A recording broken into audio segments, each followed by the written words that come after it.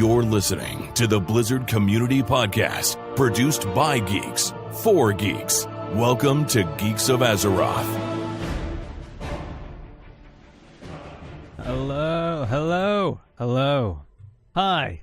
Welcome, everybody, to episode 175 of Geeks of Azeroth. My name's Tarley. With me, as always, we've got Britzza. Hey. We've got SleepyGary. Hello. Now, normally we would start off the show, of course, talking about what we've been doing, but I would say this week it's probably pretty obvious what we've been doing because BFA came out on Tuesday. Man, it's awesome. We're going to give you guys What was that? I was going to say, I thought you meant we were all buying Switches, but okay. That's fair enough. Yes, we will cover that, yes. But yeah, we will be giving you a full, in-depth, our review in progress of BFA. There's a lot more to do. Of course, we can't give it a full review yet, but I guess we have to start off by quickly covering other Blizzard news, because yes, there is other Blizzard news happening this week.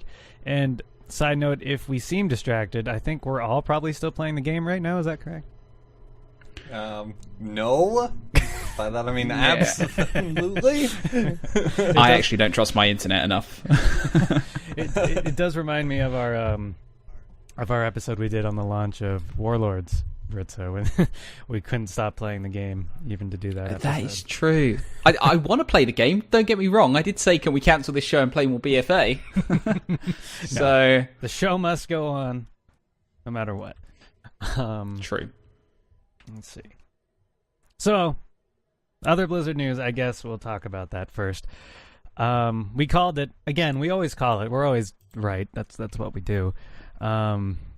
Diablo 3 is officially coming to the Nintendo Switch after Forbes accidentally leaked a confirmation. Blizzard outright came out, released the cringiest video I've ever seen of president of Nintendo America and Mike Morhaime talking about Diablo 3 launching this fall for the Nintendo Switch, which will include all the DLC content for Diablo 3. I'm absolutely buying it. Britzza, are you getting a Switch? I don't know. Again, I don't know if it's enough to get a Switch in its own right. But there's so much else for it, and now you have a Blizzard game on there. Yeah, I know, but I've also got one on my PC. Alone is enough, though. True. I mean, one of the cool things I liked about it was just they really promoted the social aspects behind it. Like, you could just pal up with your mates in the same room and play Diablo. I thought that was really cool. But yeah, I don't know. I guess I'll sell it. What will sell it for me is they said the release date was late 2018. Now, if they go into BlizzCon and say, guess what's also coming to Switch? The new Diablo game, whether it's an expansion or otherwise, then that might sell it to me. But then I've got it on PC. I don't know. I sound like a real downer, don't I? Like, it is actually a really cool thing. It's odd, but I think Diablo is the only Blizzard game that I would say actually functions better on console than it does on PC. And I would just say that's because of the control scheme. I don't know. Something about Diablo's playstyle just fits way more naturally with a controller, I think. And the fact that you get a whole extra ability that you don't get to use on PC. But I don't know. I think just the Switch's mobility is great for Diablo now. I mean, I'm going to buy that game for probably the fourth time, I think, now. And it'll still be worth it. I'm super excited now to just play Diablo anywhere. Gary, I assume you have a Switch. You're going to buy it? It's as soon as I have money for it. Yeah, absolutely. Nice. Like, my limitation here isn't the fact that I don't care about Diablo as a mobile game. My limitation is I care about money. That's fair. But as soon as I have money, yeah, I'll get it for the Switch, because why not? It's a fantastic game, and having it as a mobile game? Yeah. Yeah.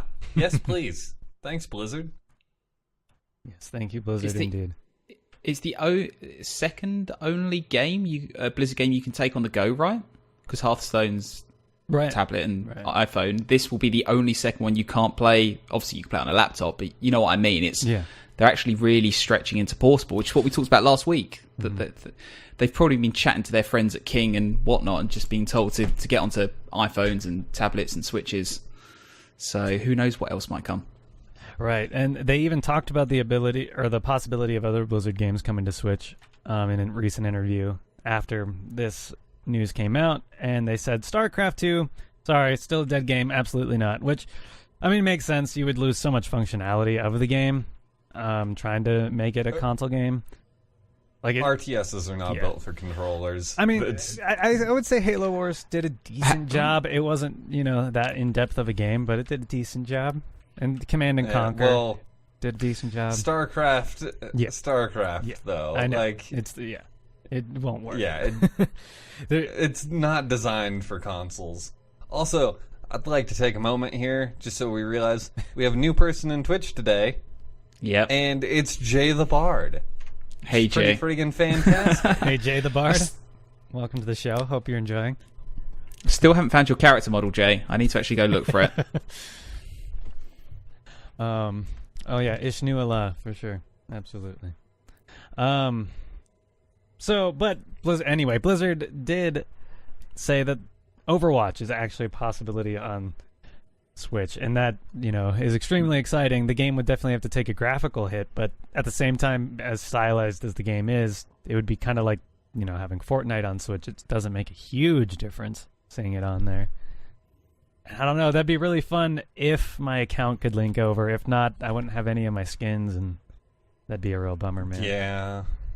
Yeah. But it'd still be great. Cool. It'd still be cool to have Overwatch on the Switch, though. That's true. I mean, if nothing else, it means that you could play Overwatch anywhere, right? Like, or almost anywhere. But will Jay we disagrees. Will we see BFA for the Switch? No. I think the problem is that Switch has come into the current gen consoles. I think as the PS4 and the Xbox One start to move out the way for whatever comes next, I can see Sony and Xbox trying to get back some of the Switch's territory by doing a portable console, and I think that might be powerful enough to do something like Overwatch, maybe StarCraft if they had some sort of PC add-on. But I'm not sure. I mean, how long will the battery last in Overwatch? Like 3 about hours. 5 minutes? 3 hours, probably, I'm sure. So, more news. Sorry, I'm totally distracted by BFA. Britzza, you may have to help lead the conversations here, because Gary and I are both going to be just totally out of it. Okay. I'm just doing normal world quests. Yeah. This is what addiction does to you people. Yes, This is what addiction does. And Jay, I think we agree. It's you need cross-platforming if you're going to be investing in consoles. I don't get why they're separate still. But I guess that's server mechanics. I've always argued, why am I separated from US players on World of Warcraft? And hey, I mean, we're getting a little off Blizzard news, but with this topic, but it did come out in news within the last couple months that crossplay has been wanting to happen between Nintendo and Microsoft. It's Sony that's actually come out to be the one holding everybody back, and Bethesda's been lately calling them out on that because Fallout 76 can't be crossplay because of Sony specifically. So that's kind of interesting. Maybe if Sony loosens their grip, we could have cross-platform for everything. Possibly. Who knows? I don't know if I'd want cross-platform between like PC and console, but definitely cross-platform between all the consoles would be nice. Yeah. PC and console, you have such a large advantage on PC over consoles, just because you have so much more control. That it'd kind of feel bad, in my opinion. But it is pretty hilarious when you kill someone who's playing on their phone in Fortnite when you're on your computer, like, because it's cross-platform for everything. Yeah, but it wouldn't be a good experience for the console players, in my opinion, if you had to play with PC. All right. Well, anyways, that's yes. Overwatch and other games. Screw them, it's BFA season. Right. So, moving on, before we start talking about BFA in full depth, I guess there's HOTS news that I'm unaware of. Someone explain. Yeah, Gary, I think hopefully you can back me up on this, but I'm pretty sure Mephisto's getting announced on Tuesday or next week sometime. Yeah, so HOTS Twitter did a a teaser image, and someone went and looked in the root files for that image, like the actual webpage script, and it's on there as Mephisto teaser. So we're probably getting Mephisto. Not so sneaky, Blizzard. They really got to get better at hiding, like covering their tracks, because people just mine their shit so quickly. Well, yeah, but it doesn't hurt the hype though. So is it really that bad? True. I have to say I hate these little turtle maze quests so much. Oh, they're horrible. This is what the show's going to be like, ladies and gentlemen. It's going to be like a ADHD podcast, flicking between BFA World Quests and news. Yes. Sorry. I mean, I get right to the end of this damn maze and I run into a wall and have to start over. Are you kidding me? Gary, while Tarley's fixing that, what role do you think Mephisto's going to play? I'm sensing a damage focus class. I can't see him really fitting tank or support, unless I'm wrong. Potentially tank. I wouldn't think so, though.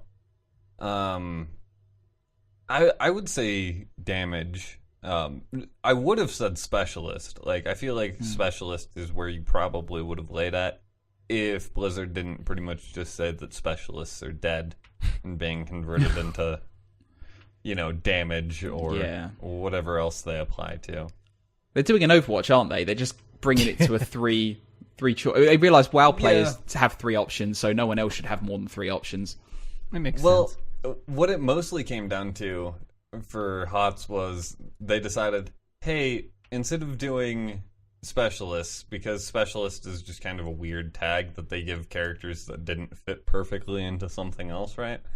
They want to remove the specialist tag, and most of those will probably just go into damage. And then they're planning on adding a bruiser tag, so you'll have warriors, which are tanks, and then bruisers, which are bruisers, which is probably a more accurate representation of where characters fit. I don't know if that's still the plan, but last time I heard that was the plan, so... But you look at Mephisto, he's such a, scrawny looking guy. I can't see him really being a proper brawler style character. He's not going to face up to Diablo in the same way, I think. So I honestly expect him to be, if you went specific into what he would be, it would be a mage. That's kind of what I'm expecting for the play style. Someone like Jaina or Li Ming or, something like that. And yeah, Kale, bruiser tag and HOTS would be amazing. Because there's such a wide variety of warriors, and people think warrior means tank, but not all warriors are tanks. Not all heroes wear capes. Play ranked play, and you'll realise very quickly from the picks that not all warriors are tanks. And that's about it, Tarley. So is that about it? That's all the news. I think that announcement is definitely coming this week. They've just, as we've been recording this, released a new image, so it's days away at most. I'm guessing Tuesday with PTR the same day, maybe even. Yeah, but actually, no. It'll probably be announcement of the hero, then the spotlight video, and then PTR. Wasn't Gamescom Tuesday. this week? It's next week, I believe, where the Ashara cinematic is definitely going to be shown because Ashara is on the invite. Yeah, she is on the Ashara is on the front of the key art for the Gamescom Blizzard panel thing. So they're surely going to preview the next patch and her, right? At least her. I know we're flicking off news. There's something. It's definitely next week. So we'll see the Ashara cinematic next week as well. Probably on the 21st, if not soon after. Well, and we've already had this content for 5 days, so it's pretty much dull. We need a new patch, right? I mean, there are some of us that have burned through most of it already. Yeah. Well, not everyone yet. I'm still.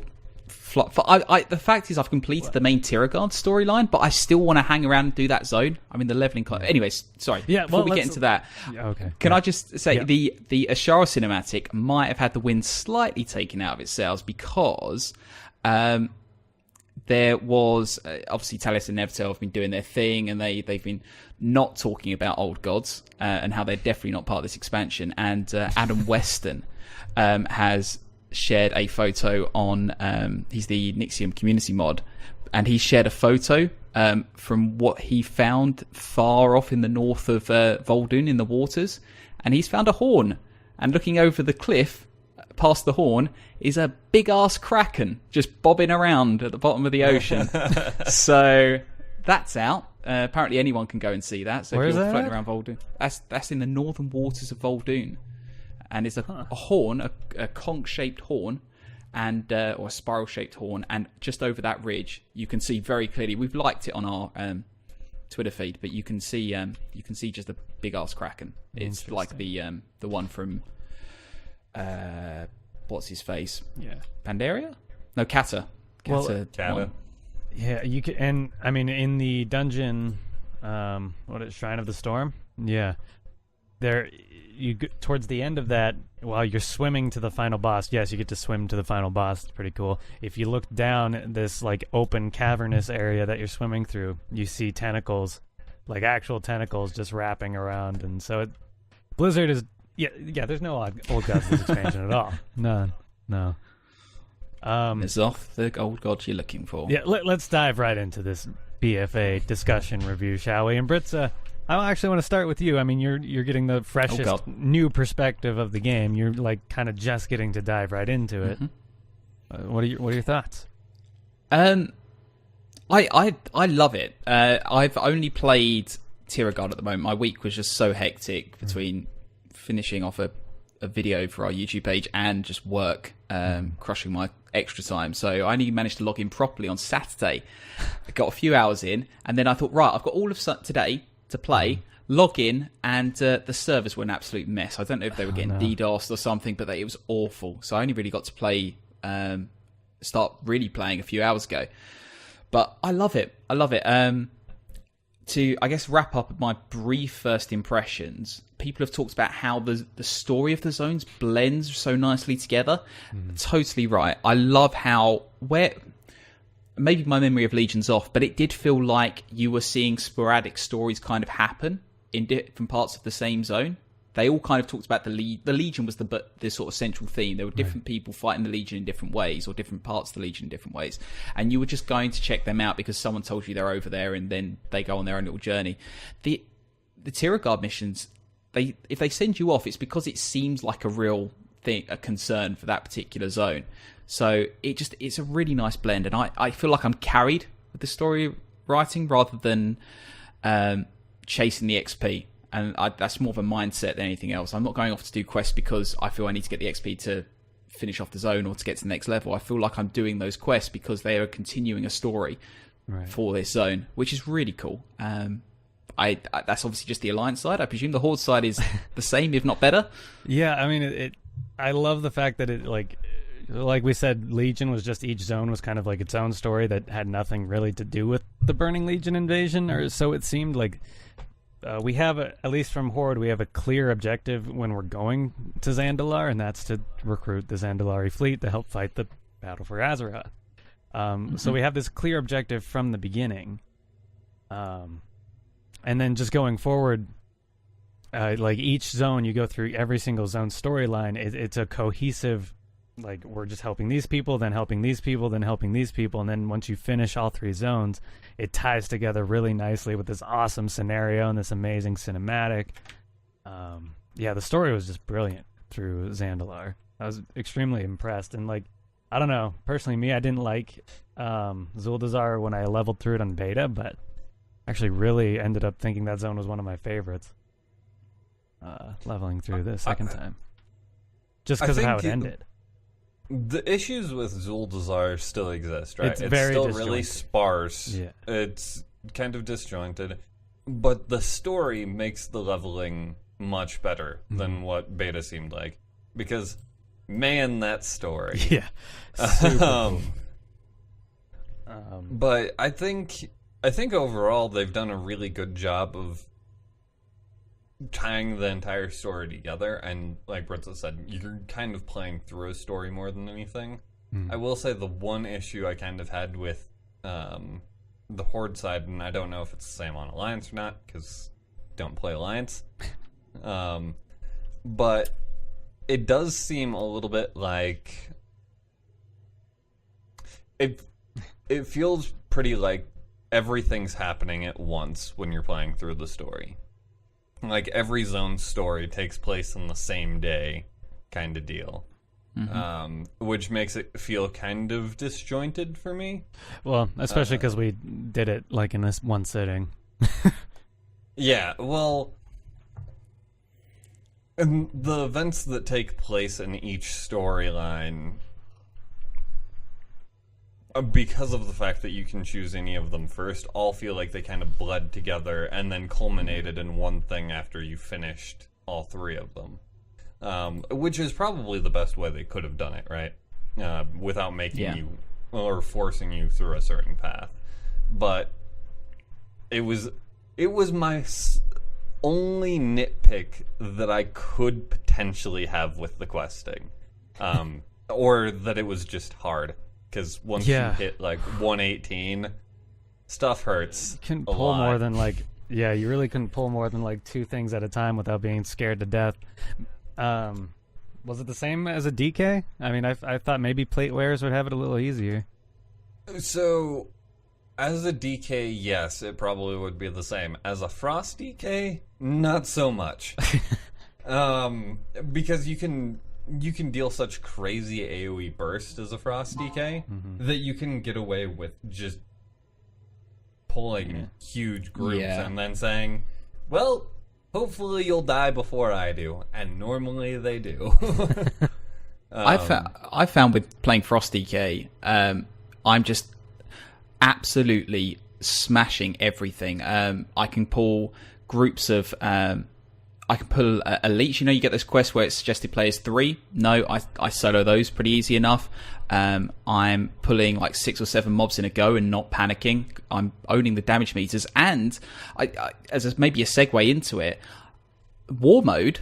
I'm managing to do a fair chunk of damage to 120 players without realizing how I'm doing it. So, and a couple of times I've beaten a 120 player, despite the fact I was playing at 111. I don't know how it works. I guess they par out like they do in the Battlegrounds. So you are playing with everything... war mode on Britzza. Nice. Yeah, I tell you what, the first 10, 15 minutes, I really regretted it. So, like, you know, you get the mission to appear in Silithus to start everything. So I said, right, war mode on, go. Horde spawn camping the portal to All Doom. And I thought, okay, fair enough. So I'll get this out of the way. And literally for the first hour or 2 of the zone, Horde were running amok in Tiragard. They were just absolutely not owning as in they were going around in big groups, but that you'd run into a 120 for some reason when you were trying to do a quest, and they'd kill you, and then it'd reset the quest. So after a while, I was getting really frustrated, but my perception of it has totally changed, because despite the fact I've died more often from war mode than not, it adds a level of tenseness. I don't even know if that's a word, but you know, everything feels tense in a good way. That when I see a Horde player, you know, I suddenly react. I suddenly wonder what I'm going to do, whether I should back off or, you know, go on the offensive. I see an Alliance player backing me up, and we go in for it. And similarly, I don't mind when the Horde come and smash up one of the nearby camps that I'm questing from, because it just feels like what the Horde would do. So I'm loving war mode, and it's not just because of the 10% XP. It actually feels perfect. I'd imagine you guys have had the chance to actually dish some punishment out onto Alliance players rather than me screaming for the hills every 5 minutes. Actually, I maxed out and turned it off right away. That's fair enough. I didn't really come across any Alliance players during my leveling, kind of just like I thought, because everybody else was, you know, we played right at launch, so everybody was leveling. Until like the very end, there was one group. Like when I was 119, there was one group of 120 Alliance players just wrecking people, running circles around Zuldazar. So I was just trying to stealthily avoid them the whole time, which managed to do, and then max out and go to Orgrimmar, turn it off. Good stuff. I've definitely used the bounty feature more to run away from players than to hunt them down. Yeah, exactly. You know where they are, you know where to run. Stay away from this zone. But I think one of the things that's brilliant about this expansion was division of the Horde and Alliance leveling zones, because you have enough content that 3 zones makes it worth, that you can get through 3 zones and be max level. And then once you do that, you open up this whole other half of the game that you haven't seen yet. That's just brilliant to me. Just this whole other continent worth of max level content, which is amazing. And that basically acts as your Suramar, your war campaign. Turns out that you have to grind to Honored just to be able to unlock one dungeon again. Damn it, Blizzard, why? But is it Honored to unlock the dungeons? It's halfway through Honored to get one of them, yeah. The King's Rest is available immediately, but the Siege of Borealis you have to get halfway through Honored. So presumably there's another one for the Horde for me. Is it opposite for Alliance then? That's what I'm thinking, I guess so. Yeah, I would imagine. Alright. That's interesting. I was wondering how you actually did that, but yeah. Well, then it is really exactly like Suramar. It has gated dungeon content. It's not a bad thing. Honored isn't, it's not exalted, I guess. Like, I didn't realize that till this morning when I tried to queue up for a Mythic Siege of Borealis and realized I couldn't do it. And I was, like, super behind. I haven't been doing war campaign stuff at all. But it's such a faster grind. Like, it's still, like, the same amount of questing technically, but because it's an entire continent worth of world quests that you can do at once, it's like 3 days worth of grind at once. So it'll go by faster at least. So there's that. How does that work? I really wish you could make contracts for Honor Bound. Contracts? Things that give you bonus rep. Inscriptionists make them. That exists? Do you not have a contract yet? No. All right, I'll make you a contract. Cool. I have been doing a remarkable amount of inscriptions. It's been terrible, but there's some bonuses. You've got lots of gold. Like no, honestly, no gold. You gold. Should be making a killing. Well, I made, or I would have made a lot of profit if I sold everything that I made, but I had people helping me to make what I made, so they got either free or really good deals on stuff, and that meant that I didn't get to sell my Darkmoon decks for, full face value, and that would have easily... I've made probably 2 million gold worth of Darkmoon decks now. See, the trick there, Gary, is if you want to save yourself that money, is you take the stuff off your friends, you make what you want to make, and then you block them on the Battle.net app, and you never speak to them again. Yeah, I'm not in a guild, by the way. Just in case anyone was unaware. I'm so lonely. Well, you need to make your way over to US and just join us here. I do. And I decided I want to properly raid this expansion. I know that's a big thing to say, given I've only played one zone and I'm not even halfway through leveling yet. But it's great to be this excited for an expansion. It's absolutely fantastic. Well, and it can seem like there's an overwhelming amount of stuff to do, but you realize like a lot of the stuff resets weekly, not daily. And you've still got 2 more weeks till the raid opens. So, and I don't know, I've been working a lot, like every day, and I'm still the highest item level in my guild somehow. I don't know how that worked out, but what eye level are you at now? 326. Ooh. See, I really don't know if that's good or not. I presume that is good, but I'm still on the old Legion good. Numbers. Yeah, 340 is like the highest attainable right now, I think, unless like with Warforging and stuff. But how are your Azerite pieces looking? Are you still enjoying that mechanic, or? Yeah, I mean, I've got one purple Azerite piece so far, which is nice. You get an extra ring of gear or extra ring of traits when you get a purple one, which is cool. I don't know, it's kind of a boring mechanic in my opinion. I don't know what you guys think. There's not really a whole lot to it. I'm somewhat enjoying it, I guess is how I would put that. Like, it's not great. It's not the best thing ever, but there's some neat parts to it, I would say. We just haven't really seen any of the really engaging mechanics yet, or any of the really cool traits. They're all kind of the same right now. So, I mean, they definitely they're nice to have, definitely, but yeah, there's just no real interesting mechanics yet. We'll get that with the raid for sure. Or Warfront gear has some interesting ones as well. I want those. Why can't we have those at launch? I at least hoped we could be putting progress towards them. I think, though, I agree with what you guys are saying. I think as I level up, it's going to become, like, the sheen's going to come off a little bit. But I have given more thought to my Azerite piece options than I did for most of my Alt's artifact weapon choices. It's just, that was just bing, bing, bing, bing. And I don't know, was it Preach or Bellula who did that video on comparing... Preach did it. And I think, something he brought up was about meaningful choice and how invested you are in actually thinking about what you're doing. And hopefully if that continues, I'll be happy. If it makes me feel like I'm actually making a decision and actually thinking about that decision, then yeah, I think that's the main thing for this. Yeah. But I can see what you mean. I've already started to get loads of duplicates and options and things like that, so it does feel like it's a bit redundant, even though I've only got 1 or 2 pieces. So, side note, does anybody know where to find the Reforger? Because I'm already having to stack up multiple pieces for my specs, and it would be nice to know if you can reforge them. Is that a thing yet, or is that coming? I'm confused. I don't know, honestly. Like, I heard there was one, but I have yet to see them. So, in the Great Seal, apparently. Somewhere. Cheers, Chris. Thanks.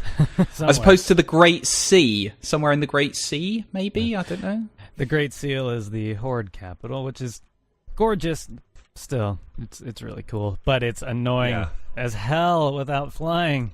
Because it's a pyramid, and of course, like, your vendors are in one place, your portals are in another level. What Loa did you pick? I got the flying Loa, but still. Not on the show, because that'd be ridiculous. But later, I will show you the most important totems ever, and it will make your life so much better. Also, don't set your Hearthstone to the Great Seal, because I have it set that place sucks. I have it set to south. The docks. Yep. Yeah. Yep. I learned that one quick. So I want to talk about the zones in general a bit more. As we talked about, like, our beta reviews and impressions, Nazmir is amazing, right? Like, that storyline is so cool. But yeah, Nazmir is still easily the best zone. But I'd still have to give it out to Kul Tiras, man. Like, once we unlocked that and got to wander around, it's so beautiful. You Alliance guys are lucky. I can't wait to play my DK over there, because it's just, especially Stormsong Valley, it's just gorgeous.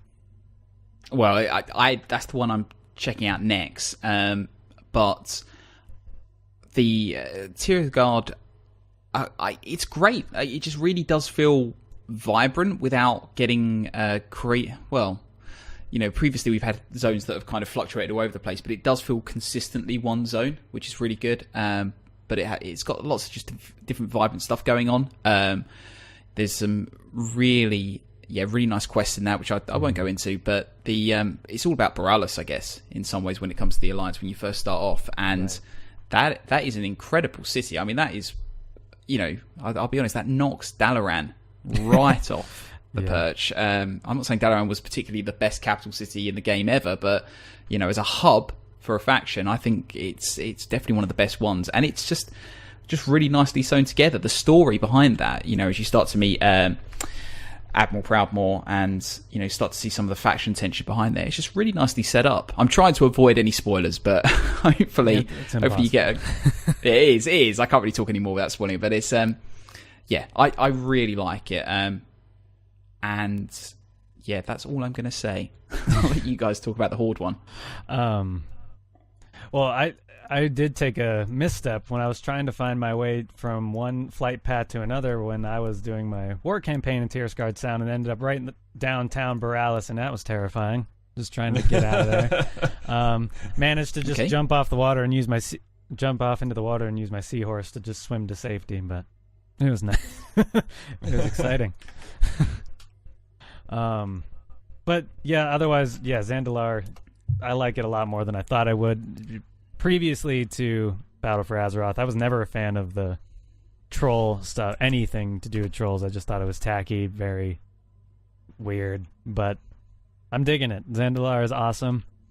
Jurassic Park is awesome. It's a good fit. I think I would still say my two favorite zones in the game have been the two creepy zones for this expansion, right? Right. Like, Drustvar, when I leveled on beta, was friggin' amazing. It really Nazmir is friggin' amazing. And Nazmir officially has my favorite character in the game. Like, I've got a new one. Blansamdi is amazing. I love that Blansamdi is your spirit ghost guy when you die, and he like makes fun of you every time you die. It's great.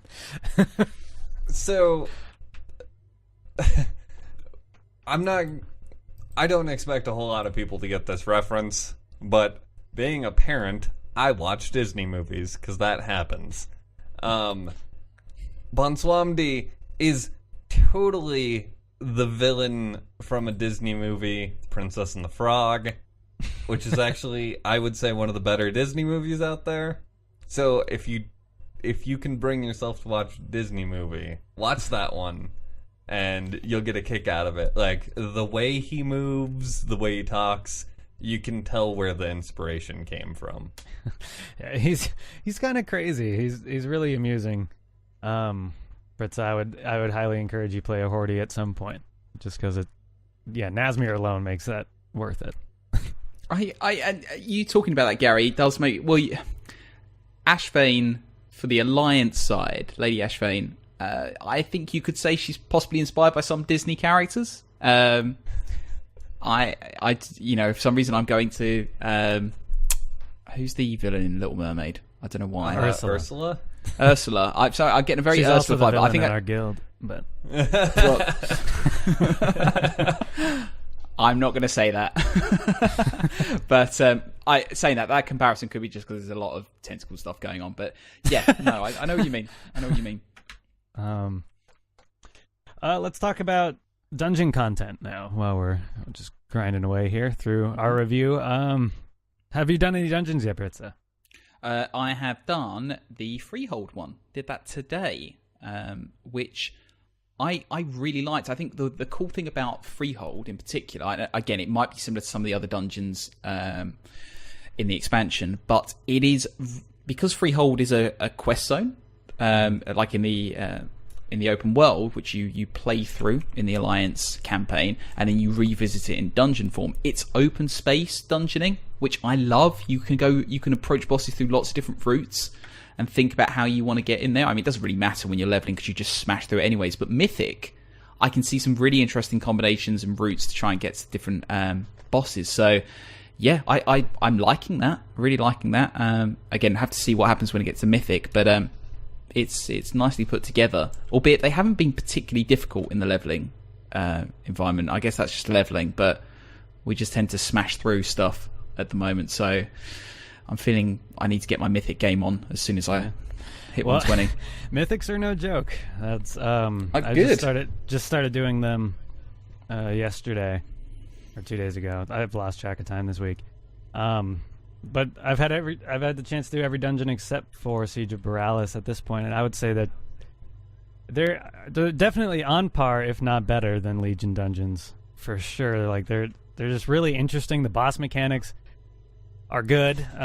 Even though people don't know how to do them yet, and just that you can definitely tell they have been more designed with Mythic Plus in mind. Like there's only a couple of them that are more on like the open-ended kind of free-form, go which way you want, but even though they still have kind of specific paths on how to get to where you want. So it's definitely designed with Mythic Plus in mind. Way less cancer trash. At least the trash is still hard, but it's not like you're just gonna pull everything accidentally kind of trash, except in Freehold and I was gonna say Freehold and Motherload are the exceptions to that one. That goes wrong very quickly if you don't pay attention. Yep. That being said, you will love being a Frost DK in both of those dungeons. Yeah. All the deeps. Yeah.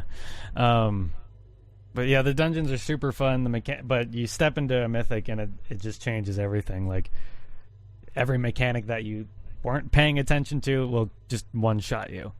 And it's terrifying. Like in Borealis, the what is it? The second boss, Council of Captains. There's a chick who will suddenly start spinning around in circles, shooting your gun. Yeah, that'll one-shot you if you get hit by it, and it's crazy. Oh, I know. Is that the Freehold one? Yep. You mean? Yeah. I remember her. So, yeah, it's pretty intense, but they're really fun. I'm really, really excited for Mythic Plus to open up. I'm definitely going to actually try to compete with Gary on being one of the better healers on the server, so we'll see how that goes.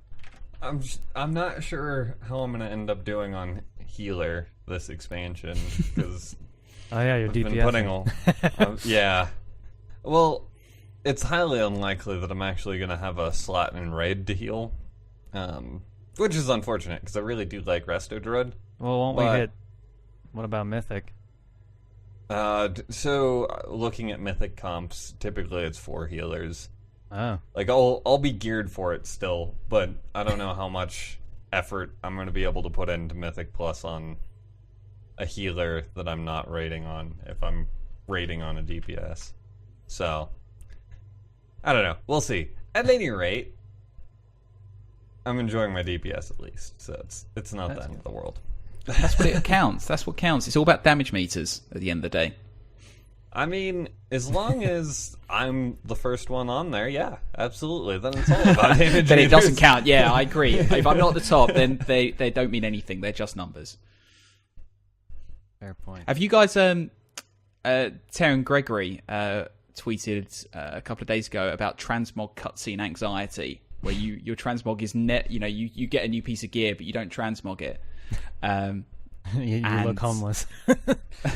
Yeah, basically, yeah, and suddenly this really nice sort of in-game cutscene happens, and you think, oh god, I look like I look homeless. To put it a better way. Have you guys been trying to keep on track with your? I guess you've leveled, haven't you now? So it's not really an issue. But me, for example, I didn't realize how many cutscenes there were going to be. Yeah, there's a ton. So I just wasn't paying attention, and yeah, you look like this weird, like a transformer that just has been, or like the reject version of the Power Rangers Megazord. It's just all these weird things bolted onto you that don't look quite right. So I need to probably get that transmog mount for 52 billion WoW tokens. I've got that mount, so yeah, and I am obsessed with transmog, so. I have the new one. No, I have the Mog mount, which is from Pandaland. Yeah, the one that has the transmoggers on it's from Panda. And so I'm very much up on my transmog. It's important. So yeah, I never had that issue of looking ugly in a cinematic. I'm always beautiful. I have intentionally on my DK. My DK is undead, right? And I refuse to really mog him into anything that looks good. Just because, like, I've tried to look at armor sets and I'm like, all of it looks super disproportioned. And I'm going to stick with the worst mog possible. The most random stuff. Because it feels kind of fitting for an undead. And I want to carry on... one of our guildie's legacies and having a great raccoon mog on my DK. So you're welcome for that, Kale. Nice. Let's see. One other thing I wanted to talk about before we get into... I wanted to cover some spoilers at the end so people can hop out if they don't want to hear that. But Island Expeditions. That's the one bit of like truly new, like not been in the game before type content that we've been able to play so far. And they're really surprisingly really fun. I've done quite a few of them. the heroic ones at first were like really, really tough, but I really enjoy the content. The PvP ones, I haven't done one yet, but I can imagine would be really, really insane. But just playing against this AI, it's really unique. It's interesting AI that'll sometimes just ignore you completely, or sometimes try to fuck you over, and it's just hilarious, and how often it does it. I don't know. It's super fun, unique content. What do you guys think? Or Gary, have you tried it? Britzza, have you tried it? I haven't, but I will at some point. So I'm listening to you guys, hoping you're going to get me excited enough to do it, and not, to overcome my own anxiety. So, I have done quite a few island expeditions. I hit 120 on 2 characters already, and I did the weekly thing on. You both promised characters. 3, Gary. You promised 3 last week. What happened? Well, I've decided that I don't want to deal with tanking this expansion. I'll probably still level a tank at some point, but man, I don't want to. And when I do, I'm just going to level the most OP Mythic Demon Plus Hunter. tank in the game, because let's stick with that. Let's be OP, so I have to think less on my tank, because it's not going to be easy, this expansion. But island expeditions have been very, very entertaining, remembering back where I was going with this. I will say normal felt a lot more like a slog than heroics did for doing the weekly. 7 normals in a row was not fun, but 5 heroics in a row was actually quite a bit of fun, and actually felt rewarding enough for the time you were spending. So I would say, if you can gear up, don't miss the weekly, because it's a lot of AP, and just get the AP. But if you can gear up to do heroics before the weekly is going to go away and just do heroics, that would be what I recommend to people, because the heroics I did felt really good, in my opinion, especially compared to the normals that I had done. Mm-hmm. Cool. Yeah, I agree with all of that. Island expeditions, I still feel like the reward for them will eventually get, it won't feel important, and we'll eventually just stop doing them. But for now, they're enjoyable. I've heard some people talk about how, I can't remember who said it, but someone prominent in the community said that island expeditions, if I can say it, are for BFA what Mythic Plus was for Legion, in the sense of, a content-driven, gear-driven experience. Except they don't give you gear. So they don't give you gear. Well, that's it. That's hence why I stumbled over my words. But I mean, is that a fair comparison in any case? I mean, you're saying they're not going to last as long. If they continuously update the rewards, I'm not much into caring about mount farming and stuff. If I was, maybe I would enjoy them more, because they do have really unique mounts. But unless they increase the reward, I can see them not being worth doing after a certain amount of time, for sure. What are all the rewards for island expeditions? AP and mounts. Fair enough. I can see them disappearing then. Yeah. I think they'll have a much longer life, assuming the same pattern continues, where normal was 7 to finish the weekly, heroic was 5. If mythic is 3 and it becomes pretty easy, I would imagine most people knock out the 3 every week, even once you're in raid content, just because they are entertaining to do. They're quick, and the reward, though not great, isn't bad either. You're always gonna want AP. Nothing else, just for the passive item level. True. And I'm doing one right now, as we speak. There we go. You're addicted, Tarley. You're addicted. I gotta get that AP, man. Gotta do it.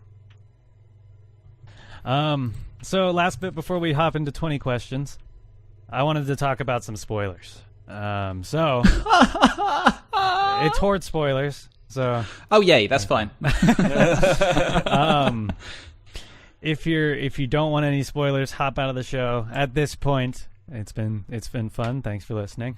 But let's dive into this because I really wanted to talk about the implications and what it means to the future of the game. So, Bwansamdi and the leader of the Zandalari, what's his name? Gary, help me out here. Where's Gary gone? I don't know. I just tapped back in. Is he behind the sofa again? Is he upside down? I don't know. He was doing gymnastics before the show, ladies and gentlemen. It was good to see. Gary the gymnast. Hello. I'm back. Hi. Sorry. Yeah, King Rastakhan and Bwansamdi, to save Zandalar, make a pact, and basically Rastakhan binds his family to whatever Bwansamdi wants, just so Rastakhan can get his Bwansamdi's power for a temporary amount of time. Doesn't seem like a very good deal, but in doing so, we see Bwansamdi raise a bunch of trolls back to life, and another form of undead have been made, basically, from Bwansamdi. Just more, I think, giving more possibility to the idea of an undead faction, because we have yet another way to get undead. Gary, what I wanted to get your thoughts on this. I still don't see a third faction becoming a thing. I am very, very curious to see what happens with Bwansamdi. And just kind of the storyline in general, because we haven't seen quite a bit of story that we know is coming at some point anyways. If you play Horde. Alliance gets way more hinting towards that stuff. Well, but even like during BlizzCon, we were told that, Thrall and Vol'jin are going to have a buddy comedy in this expansion. Yeah. So, what is that? What's going on with that storyline? I imagine it has something to do with Bwansamdi. Yeah. I also imagine that he might be the Loa that kind of told Vol'jin to put Sylvanas in power. You know what? That would make a lot of sense, because he likes dead things. That's a good theory. So, I'm not sure it'll happen, but I could see this all coming down to the big bad of this expansion. No, it's not N'Zoth. No, it's not Sylvanas. It's Bwansamdi. Ooh. I don't think it'll happen. This isn't an actual prediction, but I could see it. That's good. I like it. Well, there you have it, everybody. We just predicted the end of BFA. Bwansamdi for War Chief. Okay, so before we do final 20 questions, any final thoughts to kind of wrap up our summary? I guess I'd say that I love this expansion, and I love that I love that the gameplay flow is kind of just really hopped back into Legion, because really at the core of BFA, they have stuck with the way Legion worked, and I think that's great, because we can just kind of hop right back into the same daily routine that we've been doing. I just love this expansion. The new content's great. I'm excited for the raid. I agree. And I'm going to agree. I just want to ask you guys a quick question. Have you heard anything about, and sticking kind of with the spoilery theme, have you heard anything about particular characters on the Alliance side yet? Like a character that's introduced? No. Are you talking about about Talia? Talia, or not Menethil, but maybe not Menethil. Talia, yeah. I just so I'm not going to spoil. I'll tell you what. I will phrase it. I will phrase it how it is, how she is introduced, and that way I'm not spoiling anything. So, Tarley, do you not want me to say? No, I want you to say. I want you to say everything. So, Talia is a character you're introduced to when you start the Alliance campaign.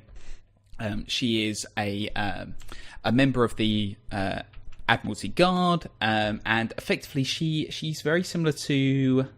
I'm trying to think of a character in Legion.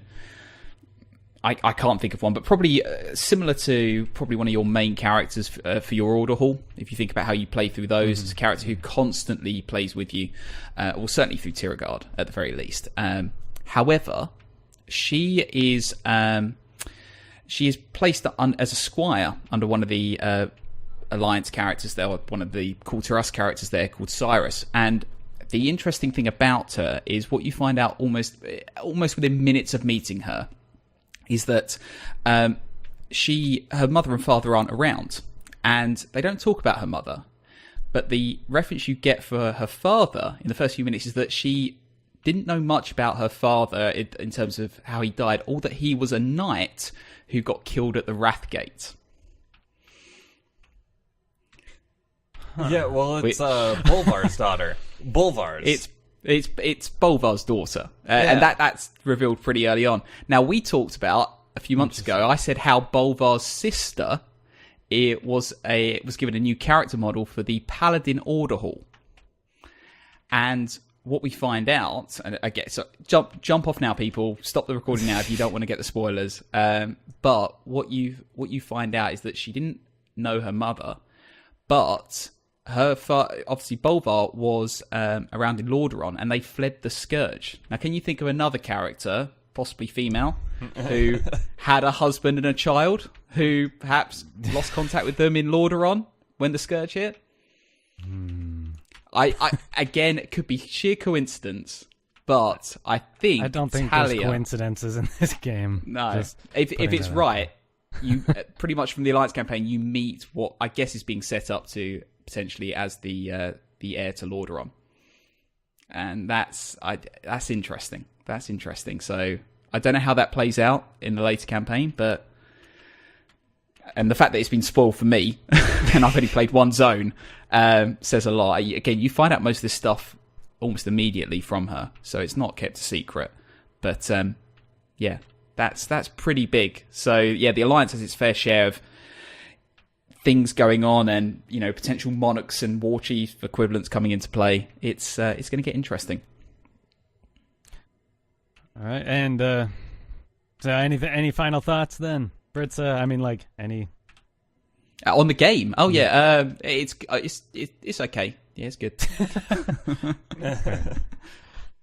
Well, it's time for 20 questions. I'm not going to roll the sounder because I don't want to tab out of this island expedition to do so. So we're going to hop right into it because Gary's got the answer this time, so we know it's going to take us a while. Yeah. Is it from Warcraft? Yes. Okay, shocker. Was this thing introduced during Battle for Azeroth? Yes. Yeah, oh god. Is this an item? Is this an item? No. Okay.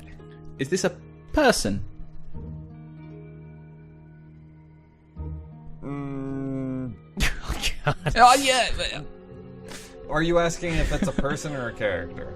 A character. Okay, it's a character, yes. Okay. Is it a Loa? It is a Loa.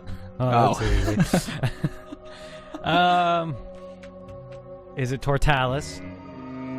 No. Is it Bwansamdi? No. Oh. Shit.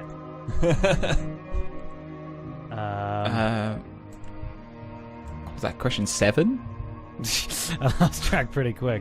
That's all right. I'll keep track of them. I'm not going to write them down because I think we're busting through this pretty quickly. Yeah. I don't know any. I don't know the rest of their names. Is it the Frog Loa? No. And is it the Bird Loa? No, and Paku. Well, then I'm out of Loa. And I haven't played that side, so I don't know. Twitch chat. Unless I looked up. Gonna have to help us out here. So, Twitch chat doesn't have to help us. They need to give us the answer. What is the Loa? What ones did you mention? He mentioned Kragwa, the Frog Loa, Paku, the pterodactyl thing, Bwansamdi, and what was the last one? There was one more. Paku. Tortalis. Oh, Tortalis. That was the last one. Okay, I'm going to ask, have we come across this character before BFA? No. Oh.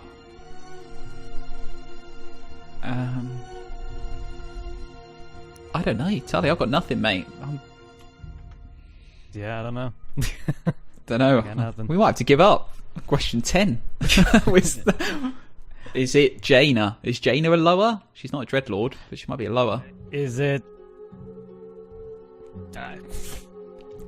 the Seagull Loa? No. Cockroach lower. We just is it the Cockroach Loa? No. Is it the Crocodile Loa? No.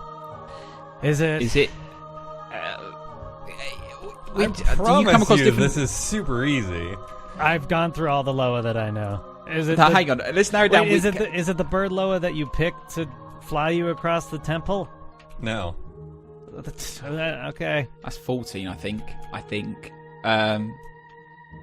Do you meet, Tarley, do you meet lower in different zones? Yes.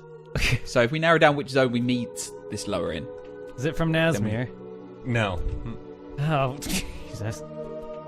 Is it from Zuldazar? Yes. Ah, there we go. So I think we've got literally 4 questions left, Tarley. It's the most haphazard 20 questions we've ever had. Is it the Speedy Loa? The one that gives you the speed buff? No. How do you... Gonk? Cal says Gonk. No, it is not Gonk. Ah. I'm not going to look it up. I think Gonk was the Speedy Loa. Don't count that one. Okay. I think we've got Gonk is the left. Speedy Loa, yeah.